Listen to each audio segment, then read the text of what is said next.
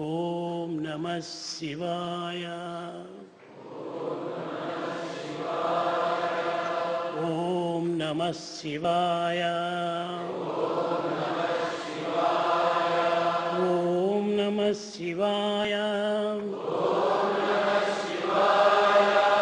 ఓం నమః శివాయ. ఓం నమః శివాయ.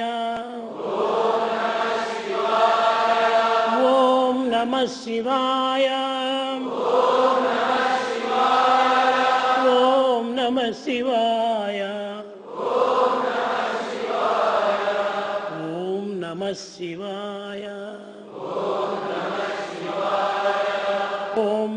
శివాయ. ఓం నమః శివాయ. ఓం నమః శివాయ.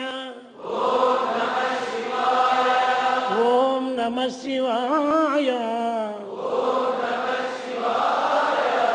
ఓం నమః శివాయ. ఓం నమః శివాయ. ఓం నమః శివాయ. ఓం నమః శివాయ. బహిర్ముఖమైనటువంటి శబ్దంతో నమః శివాయ, హాఫ్ దీంతో ఒక నమః శివాయ, శబ్దరహితంగా ఇంకొక నమః శివాయ. We say Namah Shivaya with all the sound and verbal expression, but there will be expression of Namah Shivaya even in state of silence. పెదవులతో పట్టినట్లంతా కూడా ఆ నమః శివాయ ప్రపంచానికి చేరిపోతుంది. What that we speak out of the hell with the help of the lips would reach the whole world. టంగుతో పలికినటువంటిదంతా కూడా నువ్వు నోటికి మాత్రమే చేరుతుంది. That's what you speak with your tongue will be contained within the mouth. మనస్సుతో చేసినటువంటి చింతన సర్వత్రా వ్యాపించిపోతుంది. The thinking of the mind is all pervasive. ఇది మూడు రకములైనటువంటి చింతన. These are three ways of expression.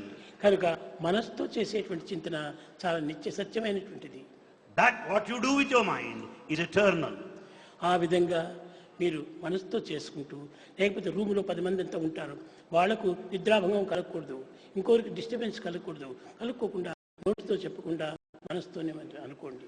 There may be many people, your roommates there, and you should not disturb them, but you should chant, you should think of God mentally. కనుక మెంటలీగా మీరు చేసుకుంటూ పోతే, if you do it mentally, అదే నీకు నిత్యమైనటువంటి మార్గము, చక్కగా రాజమార్గంగా బయలుదేరుతుంది. that will last long. It is the royal path.